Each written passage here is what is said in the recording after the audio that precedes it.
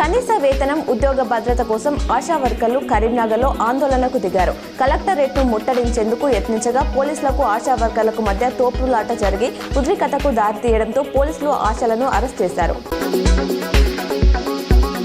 Karimnagar collectorate ఆడిటోరియంలో ప్రపంచ పిచ్చుకల దినోత్సవాన్ని నిర్వహించారు. కలెక్టర్ పమేల సత్పతి హాజరై విద్యార్థులు తయారు చేసిన పోస్టర్, చిత్రలేఖనం, పిట్టగూళ్లను పరిశీలించారు. కరీంనగర్లో పెండింగ్లో ఉన్న పోలీస్ శాఖకు చెందిన ప్రాపర్టీ ట్యాక్స్ను నగరపాలక సంస్థకు చెల్లించేలా చూడాలని కమిషనర్ చాహత్ బాజ్పాయ్ సిపి గౌస్ ఆలంను కోరారు.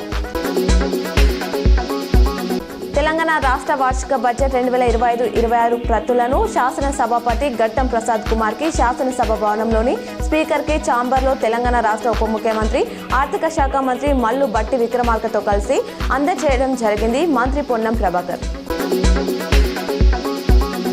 రాజకీయ, విద్యా, ఉద్యోగ అవకాశాల్లో బీసీలకు 42% రిజర్వేషన్లు పెంచుతూ శాసనసభలో బిల్లు ఆమోదం పొందడంలో కీలక పాత్ర పోషించిన స్పీకర్ గడ్డం ప్రసాద్ కుమార్కి ధన్యవాదాలు తెలిపిన మంత్రి పొన్నం ప్రభాకర్.